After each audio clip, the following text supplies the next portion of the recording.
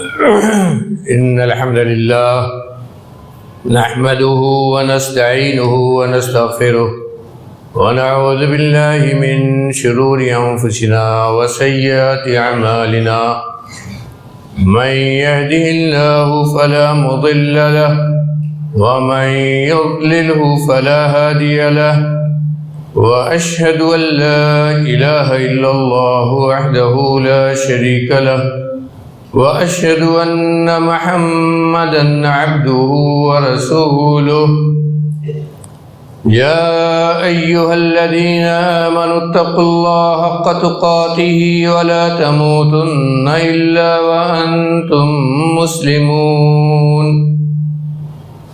يا أيها الناس اتقوا ربكم الذي خلقكم من نفس واحدة وخلق منها زوجها وبث منهما رجالا كثيرا ونساء واتقوا الله الذي تساءلون به والأرحام إن الله كان عليكم رقيبا يا أيها الذين آمنوا اتقوا الله وقولوا قولا سديدا يصلح لكم أعمالكم ويغفر لكم ذنوبكم ومن يطع الله ورسوله فقد فاز فوزا عظيما أما بعد فإن خير الحديث كتاب الله وخير الهدي هدي محمد صلى الله عليه وسلم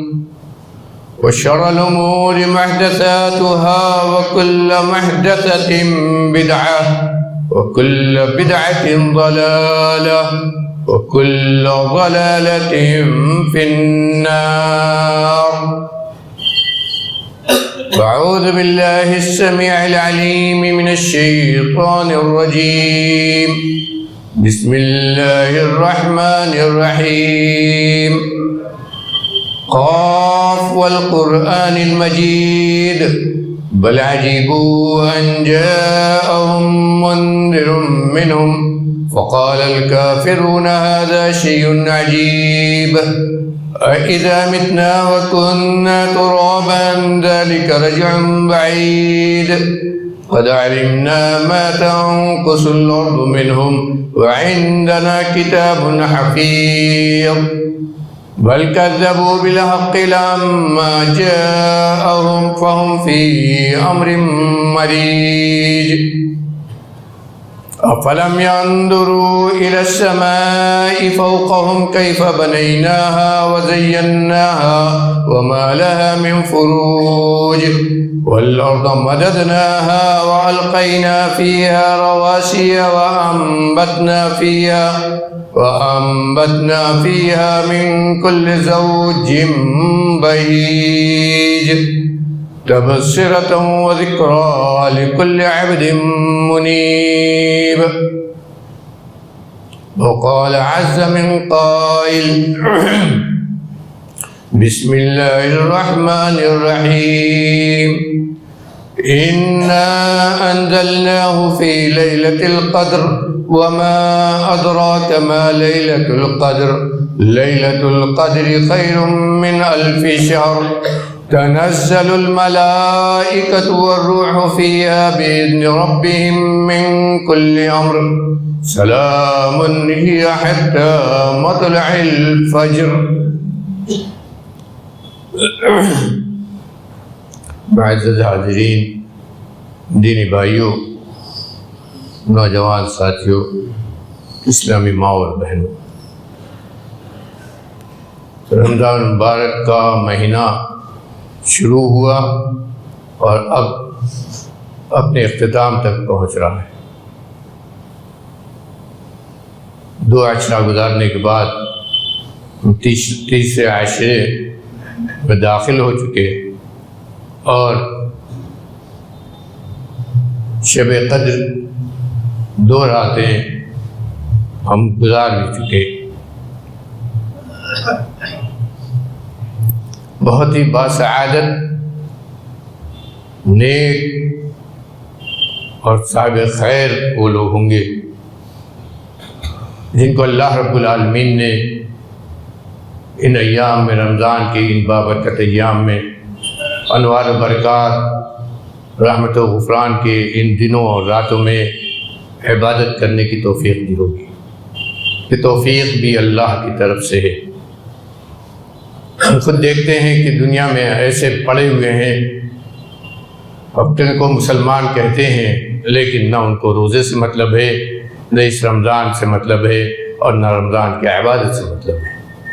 لیکن اللہ رب العالمین اپنے ان بندوں کو بھی چنتا ہے جن کو توفیق دیتا ہے نیکی کرنے کی، توفیق دیتا ہے عبادت کرنے کی، توفیق دیتا ہے اپنے رضا کے کام کرنے کی۔ جس کو اس کی توفیق ہوئی اور اس کو یہ احساس ہو رہا ہے کہ ہم نے کچھ نیکی کی، تو دو چیز اس کے اوپر عائد ہوتی ہے۔ پہلی چیز، اس توفیق پر جو اسے حاصل ہوئی اللہ کی طرف سے، اس توفیق پر جو اس کو اللہ کی طرف سے حاصل ہوئی نیکی کرنے کی، ان ایام میں عبادت کرنے کی، اس پر اللہ کا شکر ادا کرے۔ اور کتنا شکر ادا کرنا چاہیے اسے؟ اگر اپنی پوری زندگی لگا دے تو شکر میں تب بھی کم، کہ اللہ نے اسے چنا ہے، اپنے بندوں میں سے وہ چنتا ہے، اور اللہ کو منتخب بندہ بن گیا کہ اس کو اللہ نے چن کر نیکی کرنے کی اس ماہ مبارک میں توفیق عنایت فرما دی۔ اور دوسری چیز، جتنا بھی عمل کیا ہے، جتنی بھی نیکی کی ہے، اس کے باوجود اپنی کوتاہی کا احساس ہو، یہ احساس ہو کہ ہم نے بہت کم کیا ہے، یہ احساس ہو کہ ہم نے کیا ہی نہیں، یہ احساس ہو کہ ہم ابھی بھی کوتاہ ہیں اپنے نیکی کرنے میں۔ یہ اوقات ملے ضرور، لیکن شاید ہم نے ان اوقات کا، ان انوار و برکات کے اوقات کا حق نہیں ادا کیا۔ یہ احساس، اگر یہ احساس ہوگا تو آدمی آگے جو دن بچے ہیں، جو راتیں بچی ہیں، ان میں مزید عمل کرنے کی کوشش کرے گا۔ یہ چاہے گا کہ ہم نے کم کیا، اب ہمیں مزید کچھ کر لینا چاہیے، کہ معلوم نہیں اگلے سال ہم رمضان پائیں گے نہیں پائیں گے، ہماری سانسیں باقی ہوں گی کہ نہیں ہوں گی، اس لیے ان دنوں سے وہ فائدہ اٹھا لے۔ اور خاص طور پر یہ عشرہ میرے بھائیوں، جس عشرے کے بارے میں حضرت عائشہ صدیقہ رضی اللہ عنہا فرماتی ہیں کہ آپ کا عمل اس میں کیا ہوتا تھا، کان یجتہد فی العشر الاواخر من رمضان ما لا یجتہد فی غیرہ۔ آپ کی عبادتیں تصور نہیں کر سکتے، سوچنا مشکل ہے کہ کتنی عبادتیں کرتے تھے۔ رات میں اتنا لمبا لمبا آپ کا قیام ہوتا تھا کہ آپ کے پیر سوج جایا کرتے تھے۔ یہ ساری چیزیں حدیثوں میں ہیں۔ اللہ نے آپ کو جو اتنا اونچا مقام دیا، اس مقام کا حق ادا کرنے کے لیے آپ رات رات عبادت کرتے تھے، سونا کم ہوتا تھا۔ لیکن اس عشرے کے بارے میں جو یہ آخری عشرہ ہے جو ہم گزار رہے ہیں، حضرت عائشہ کہتی ہیں کہ اس میں آپ کی عبادت کی محنت دوسرے تمام دنوں سے اور رمضان کے بھی پہلے دونوں عشرے سے زیادہ ہو جاتی تھی۔ اس میں جتنی آپ عبادت کے لیے محنت کرتے تھے، اس سے پہلے کسی دنوں میں نہیں کرتے تھے۔ اور یہی نہیں کہ صرف خود کرتے تھے، بلکہ اپنے اہل و عیال کو جگاتے تھے، ان سے بھی کہتے تھے۔ کہتی ہیں اذا دخل العشر الاواخر شد مئذرہ واحیا لیلہ وایقظ اہلہ۔ تین باتیں کہا کہ جب یہ عشرہ داخل ہوتا، آخری عشرے میں آپ پہنچتے تو شد مئذرہ، اپنے کمر کس لیتے تھے۔ ایک ترجمہ تو یہ لوگوں نے کیا ہے، کمر کس لیتے تھے، یعنی اپنے آپ کو عبادت کے لیے تیار کر لیتے تھے۔ آدمی جب پوری طور پر کسی کام کو کرنے کی تیاری کرتا ہے تو وہ اپنا کمر کس لیتا ہے۔ یہی کہا جاتا ہے کام کرنے کے لیے کمر کس لیا، اب کام کرنے کو کوتاہی نہیں کرے گا۔ تو آپ عبادت کرنے کے لیے کمر کس لیتے تھے۔ اب کچھ لوگوں نے کہا ہے کہ آپ اپنے اہل و عیال سے، اپنی بیویوں سے دور ہو جاتے تھے۔ کس طرح؟ اعتکاف میں چلے جاتے تھے، معتکف ہو جاتے تھے مسجد میں، اللہ کی عبادت کے لیے اپنے آپ کو خاص کر دیتے تھے، دنیا سے آپ اپنا تعلق توڑ لیتے تھے۔ اور دوسری بات کیا، وَأَحْيَا لَيْلَهُ، اور اپنی رات کو زندہ کر لیتے تھے۔ زندہ کا مطلب کیا ہوا؟ عبادت میں رات گزارتے تھے، گویا عبادت یہی زندگی ہے، یہی زندگی ہے، اگر عبادت نہیں ہے تو موت ہے۔ وہ آپ اپنی رات کو زندہ کر لیتے تھے عبادت کرنے کے لیے کہ پوری رات آپ نے عبادت کی۔ اس کا یہ بھی مطلب نہیں ہے کہ پوری رات ہی آدمی عبادت کرے۔ عربی میں کہتے ہیں اگر کوئی کام کسی وقت میں بہت زیادہ کیا گیا تو کہا کہ پورے دن یہ کام کیا یا پوری رات یہ کام کیا، تو پوری رات آپ جاگتے تھے، مطلب یہ کہ رات کا اکثر حصہ آپ کا عبادت میں گزرتا تھا۔ پوری رات یعنی رات کا اکثر حصہ آپ کا عبادت میں گزرتا تھا، 2، 2.5، 3 گھنٹے کی عبادت نہیں ہوتی تھی۔ اب کا قیام جب غیر دنوں میں اتنا لمبا ہوتا تھا تو ان راتوں میں کتنا لمبا ہوتا رہا ہوگا، ان راتوں میں کتنی لمبی آپ نمازیں پڑھتے رہے ہوں گے۔ احیا لیلہ وایقظ اہلہ، اور کہا کہ اپنے اہل و عیال کو بھی جگاتے تھے، ان کو بھی، گویا ماں اور بہنوں کو بھی غور کرنا چاہیے کہ جس طرح مرد مسجد میں آ کر نماز پڑھ لیتے ہیں تاکہ اگر نہیں پڑھا تو ہو سکتا ہے رات بستر ہی پر گزر جائے، مسجد میں آ جاتے ہیں، لوگوں کے ساتھ نماز پڑھتے ہیں تو نماز ہلکی ہو جاتی ہے، سب کو دیکھ کر سب کے ساتھ پڑھ لیتے ہیں۔ یہ بہت بڑی حکمت ہے ایک ساتھ جماعت سے نماز پڑھنے کی۔ اگر اس کو بند کر دیا جائے تو خود آپ غور کیجئے کتنے لوگ ہوں گے جو ان راتوں میں جاگیں گے، ان راتوں کی عبادت کریں گے۔ ایک ساتھ جب عبادت کرتے ہیں تو عبادت ہلکی ہو جاتی ہے اور پابندی کے ساتھ ہم اس کو پڑھ لیتے ہیں۔ اور اسی لیے عورتیں بھی، نبی کریم صلی اللہ علیہ وسلم کے زمانے میں بھی عورتیں بھی رات میں نمازیں پڑھتی تھیں۔ اور حضرت ابی بن کعب کی حدیث بتاتی ہے کہ جماعت کے ساتھ پڑھتی تھی۔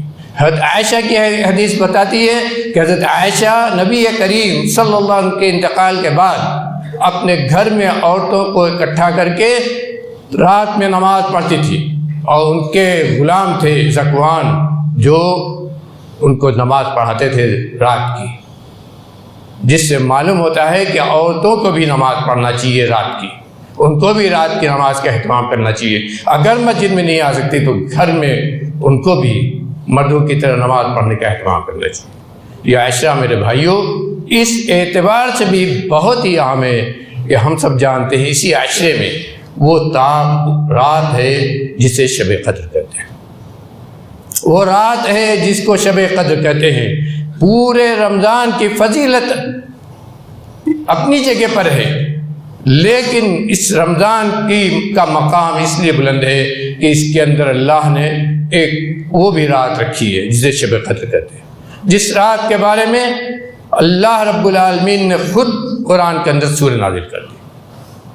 جس رات کی فضیلت میں خود اللہ رب العالمین نے ایک سورہ مکمل سورہ قرآن کے اندر نازل کی۔ اس سے اندازہ لگتا ہے کہ یہ رات کتنی اہم ہے۔ اور نبی کریم صلی اللہ علیہ وسلم نے جب رمضان کی بشارت دی اپنے ساتھیوں کو تو اسی میں کہا فیہ لیلۃ خیر من الف شہر من حرم خیرها فقد حرم الخیر کلہا۔ لوگوں، اللہ نے اس مہینے میں ایک رات ایسی رکھی ہے جس ایک رات کی عبادت 1000 مہینوں سے بہتر ہے، جس ایک رات کی عبادت 1000 مہینوں سے بہتر ہے۔ من حرم خیرها، جو آدمی اس کے خیر سے محروم ہو جائے، اس رات کو ضائع کر دے، اس رات کی اہمیت نہ سمجھے، اس میں عمل نہ کرے، حرم الخیر کلہا، تمام قسم کی بھلائی سے محروم۔ اللہ اکبر، تمام قسم کی بھلائیوں سے وہ محروم ہو گیا اس ایک رات کی وجہ سے۔ سوچئے اس رات کا کتنا بلا مقام۔ لیلۃ القدر اللہ نے اس کا نام رکھا، انا انزلناہ فی لیلۃ القدر، ہم نے قرآن کو لیلۃ القدر میں نازل کیا۔ لیلۃ القدر، قدر والی رات، قدر والی رات۔ علماء نے لکھا ہے، کئی اس کے مفہوم لکھے ہیں جن میں 2 بڑا ہی اہم ہے۔ پہلی چیز یہ لکھی ہے کہ قدر اس کو اس لیے کہا گیا کہ اس کا مقام بہت بلند ہے اس رات کا۔ اس رات کو اللہ نے چنا قرآن کو نازل کرنے کے لیے، اس رات کو اللہ نے چنا خاص طور پر فرشتوں کو اس دنیا میں بھیجنے کے لیے، اس رات کو اللہ نے چنا اپنی رحمت و مغفرت اور اپنی برکت کو نازل کرنے کے لیے، اس رات کو اللہ نے چنا کہ اس ایک رات میں جو عبادت کر لے اور عبادت کے مقام کو پالے اس کو 1000 مہینے کے عبادت سے زیادہ جو ثواب ہے، اس کے لیے اللہ نے چنا۔ اور اسی لیے اللہ نے آگے خود کہا وَمَا أَدْرَاكَ مَا لَيْلَةُ الْقَدْرِ، تمہیں کیا معلوم کہ لیلۃ القدر کیا ہے؟ لیلۃ القدر خیر من الف شہر، لیلۃ القدر 1000 مہینے سے بہتر ہے۔ مطلب یہ کہ 1000 مہینے آدمی عبادت کرے، 1000 مہینے آدمی عبادت کرے، اس کا جتنا جو ثواب ہوگا خیرن کہا، اس سے زیادہ اس ایک رات کا ثواب ہوگا۔ مالک نے موطا میں یہ حدیث نقل کی ہے جس کی سند تو نہیں ہے، بلاغات مالک میں یہ ہے، اور علامہ ابن عبد البر نے ایسی موطا کی حدیثوں کی سند تلاش کی ہے تو اس حدیث کے بارے میں کہا ہے کہ اس کی کوئی سند ہمیں نہیں ملی، لیکن معنوی طور پر اس حدیث کو ہم ٹھکرا بھی نہیں سکتے۔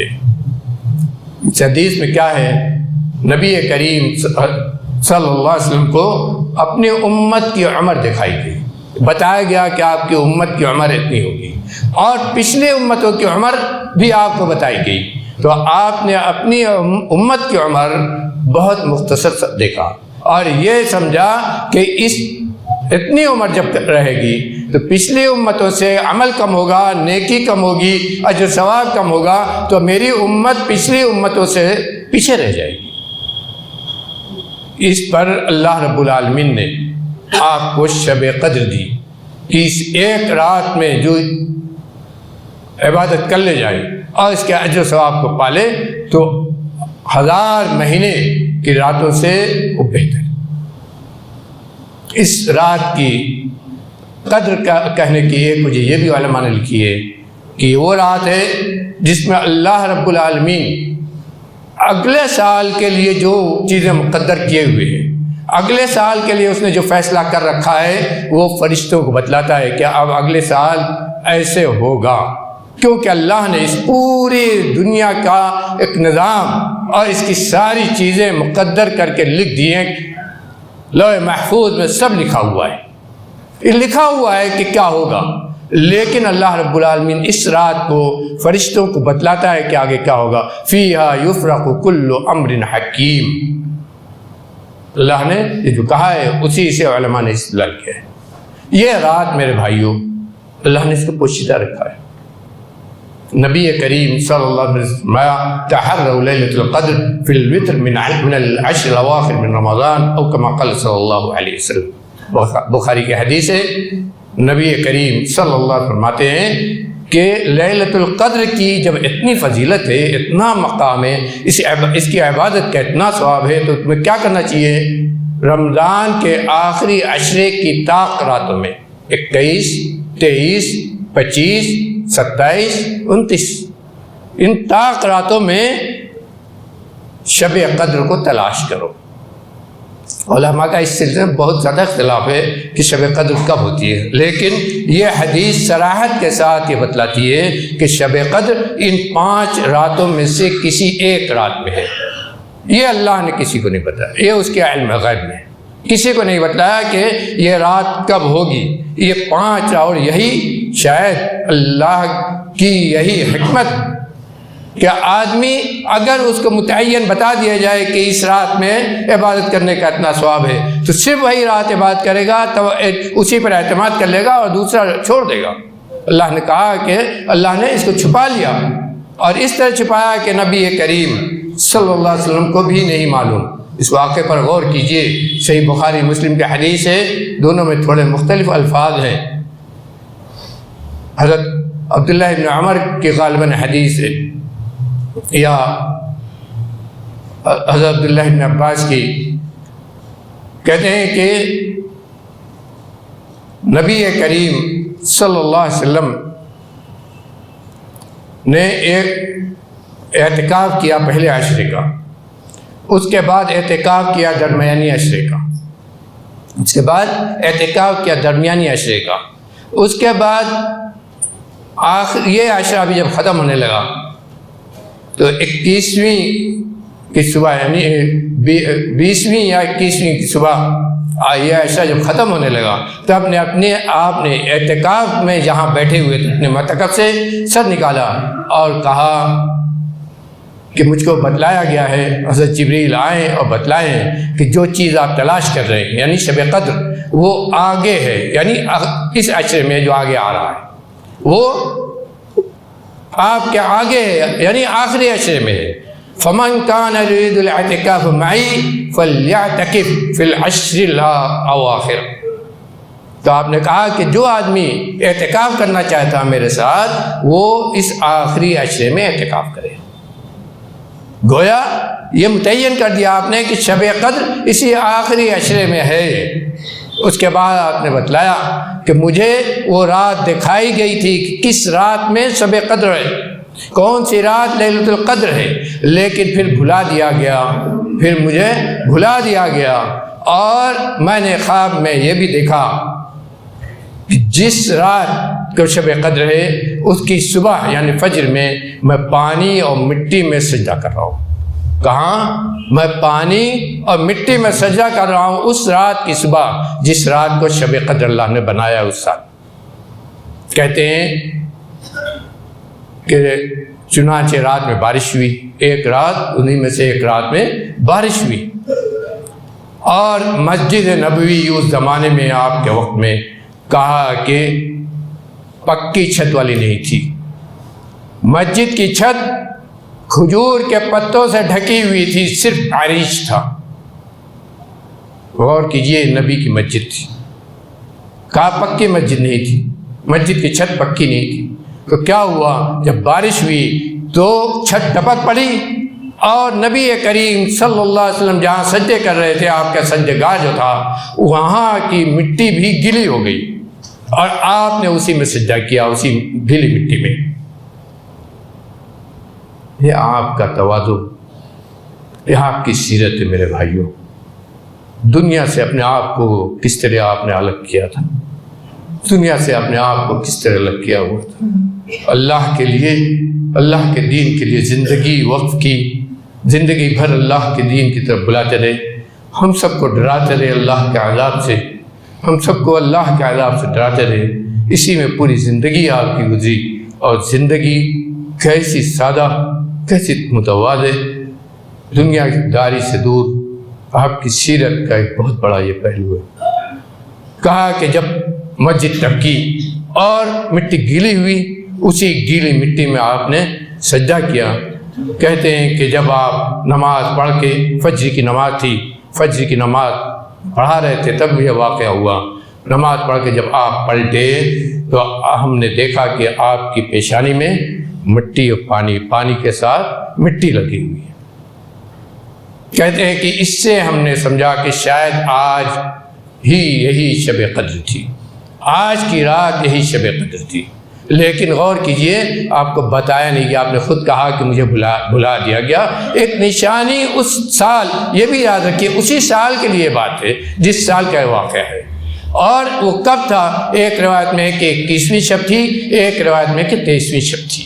اسی سے علماء نے استدلال کیا ہے کہ یہ رات جو ہے یہ متعین نہیں ہوتی ہے، ہر سال یہ بدلتی رہتی ہے، کس سال کب ہوگی یہ نہیں معلوم۔ جن لوگوں نے اس کو 27ویں کے ساتھ خاص کر رکھا ہے، میرے بھائیوں آج معلوم کیجئے، ہمارے ہاں ایسے بھی ہیں جو کہتے ہیں صرف 27 کو ہوتی ہے، ایسا ہرگز نہیں ہے۔ حدیث بتلاتی ہے کہ یہ رات اللہ رب العالمین اپنے علم غیب کے مطابق، اپنی حکمت و عدل کے مطابق، اپنے نظام کے مطابق بدلتا رہتا ہے۔ اور کیسے بدلتی ہے اس پر بھی غور کر لیجئے۔ آج ہم دن میں جمعہ میں حاضر ہیں، کہیں رات بھی ہوگی دنیا میں، کب اور کیسے وہ شب قدر ہوتی ہے، کس کے لیے کہاں ہوتی ہے، یہ اللہ کا علم ہے۔ اور اس رات کا ثواب پوری دنیا کے لیے اللہ رب العالمین نے ایک ہی بنایا ہے، لیلۃ القدر خیر من الف شہر۔ اس رات کی فضیلت کی ایک بہت بڑی وجہ یہ ہے کہ اس رات امام نووی نے لکھا ہے بعض روایتوں کے حوالے سے کہ اس رات اللہ کی طرف سے فرشتے نازل ہوتے ہیں. یہ اللہ نے قرآن میں کہا ہے کہ روح الامین کی قیادت میں فرشتے نازل ہوتے ہیں. وہ کہتے ہیں کہ اتنے فرشتے نازل ہوتے ہیں کہ زمین بھر جاتی ہے فرشتوں سے، زمین بھر جاتی ہے فرشتوں سے. اسی لیے اس کو قدر کی رات بھی کہتے ہیں کہ اتنے فرشتے اللہ کی طرف سے آتے ہیں اس کے ان بندوں کے لیے دعا کرنے کے لیے جو بندے اس رات میں کھڑے ہو کر اللہ کے سامنے عبادت کرتے ہیں. کوئی کھڑا ہے نماز پڑھ رہا ہے، کوئی بیٹھ کر قرآن کی تلاوت کر رہا ہے، کوئی نفل نمازیں ادا کر رہا ہے، کوئی اپنے رب کے آگے ہاتھ پھیلا کر اپنے گناہوں کی معافی طلب کر رہا ہے، کوئی سجدے میں اپنے رب کو اپنی پریشان حالی سنا رہا ہے، سرگوشی کر رہا ہے. یہی اس رات کی میرے بھائیوں سب سے بڑی، یہ رات ایک مومن کے دل کو اللہ کی طرف کس طرح موڑتی ہے، یہ اللہ کا بہت بڑا احسان.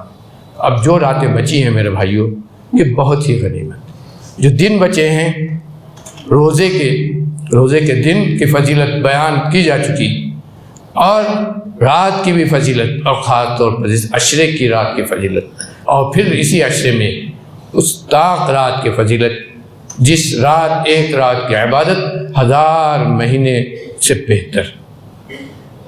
اس ایک رات کو میرے بھائیوں اگر ہم نے پا لیا تو شاید اللہ کے ہاں ہمارے لیے بھی جنت، اللہ کے ہاں ہمارے لیے بھی مغفرت مل جائے.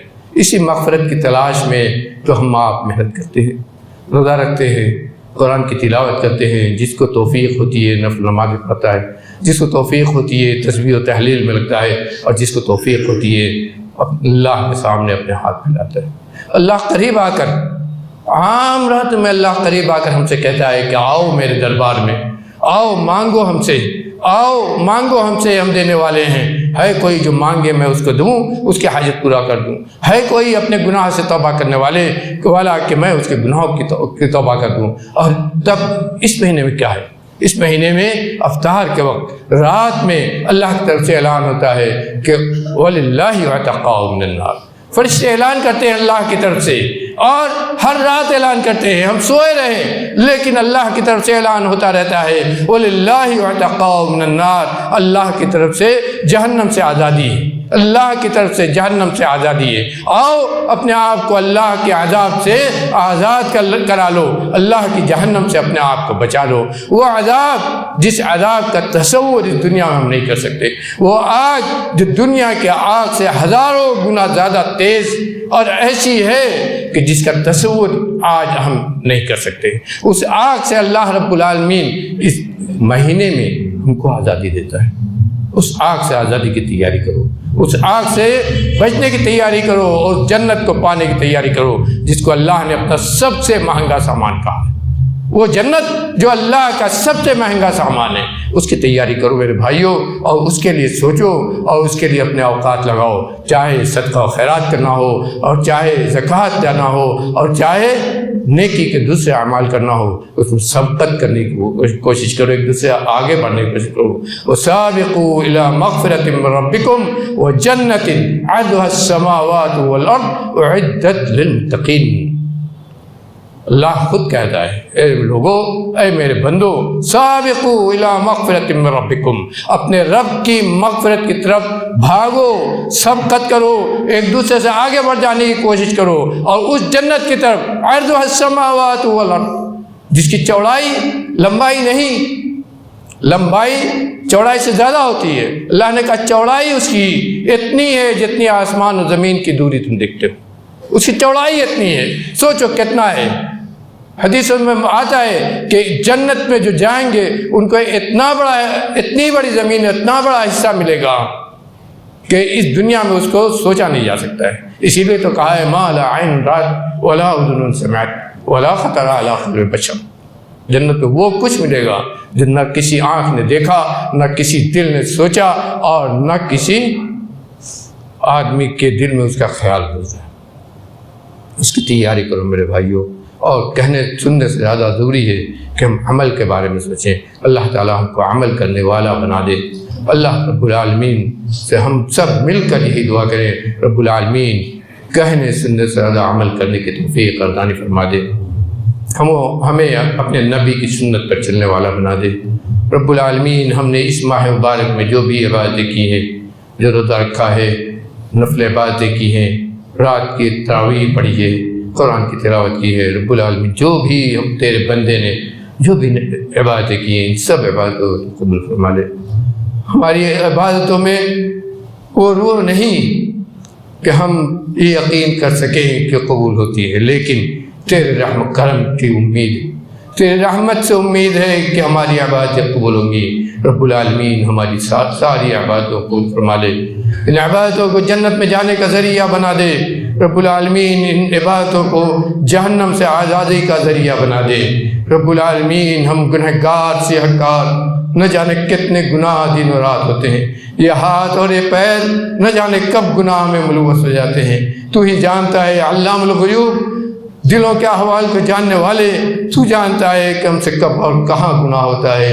تو گناہوں کو معاف کرنے والا رب العالمین، غفور الرحیم، غفار، ستار، غافر الذنب، قابل التوب، تیری دربار میں ہم اپنے گناہوں کا اعتراف کرتے ہیں، اپنے گناہوں سے توبہ کرتے ہیں۔ رب العالمین گناہوں سے بچنے کی توفیق عطا کر، جو گناہ ہو گئے ہیں ان کی معافی فرما دے۔ رب العالمین ہم میں سے جو لوگ، ہمارے جو بھائی بہن، ہمارے جو ماں باپ، ہمارے جو اکابرین اس دنیا سے جا چکے ہیں، ان سب کی مغفرت فرما دے۔ رب العالمین ان سب کی مغفرت فرما دے۔ رب العالمین ان کی قبروں کو کشادہ فرما دے۔ رب العالمین ان کی قبروں کو نور سے منور کر دے۔ رب العالمین ان کی قبروں میں جنت کی کھڑکی کھول دے۔ رب العالمین ہم سب کو اپنے ان اسلاف کے طریقے پر چلنے کی توفیق عطا فرما، جن کے کوشش سے ہم نے یہ جانا کہ مسلک سلف کیا ہے، ہم نے یہ جانا کہ کتاب و سنت کی دعوت کیا ہے، ہم نے یہ جانا کہ عقیدہ توحید کیا ہے۔ رب العالمین ان کے نقش قدم پر چلنے کی ہمیں توفیق عطا فرما۔ رب العالمین ہم کو ان کا صحیح خلیفہ اور نائب بنا۔ رب العالمین ہماری جو ذمہ داریاں ہیں اس دنیا میں، رب العالمین ہماری جو ذمہ داریاں ہیں دنیا میں، ان کو ادا کرنے کی توفیق عطا فرما۔ جو رب العالمین جو پریشان حال ہیں ان کی پریشانی کو دور فرما دے، جو پریشان حال ہیں ان کی پریشانی کو دور فرما دے، جو بے روزگار ہیں ان کو روزگار سے کر دے، جو روزگار سے ہیں رب العالمین ان کے روزگار میں برکت عطا کر۔ رب العالمین جو روزگار سے ہیں ان کے روزگار میں برکت عطا کر، حلال رزق عطا کر، ایسی حرام روزی سے ہم سب کو بچا لے جو دعاؤں کو قبولیت سے روکتی ہے، جو دلوں کو سخت کرتی ہے، جو تیری نافرمانی کی طرف لے آتی ہے۔ ایسی حرام روزی سے ہم سب کو بچا لے۔ رب العالمین اپنے نبی کی سنت پر چلنے والا بنا دے، ہم سب کی معافی فرما دے، ہمارے چھوٹے بڑے، ہماری ماں اور بہنوں، ہم سب نوجوان بوڑھے، سب کی تو معافی فرما دے، سب کی دعاؤں کو تو قبول فرما لے۔ رب العالمین سب کی دعاؤں کو قبول فرما لے۔ عقیدہ توحید پر قائم رکھ۔ اس دنیا سے جب جائیں تو تیرا کلمہ پڑھتے ہوئے اس دنیا سے ہماری سانسیں ٹوٹیں اور تیری رضا، تیری خوشنودی، تیری جنت ہمیں حاصل ہو۔ وصلی اللہ علی خیر خلقہ محمد وآلہ وسلم۔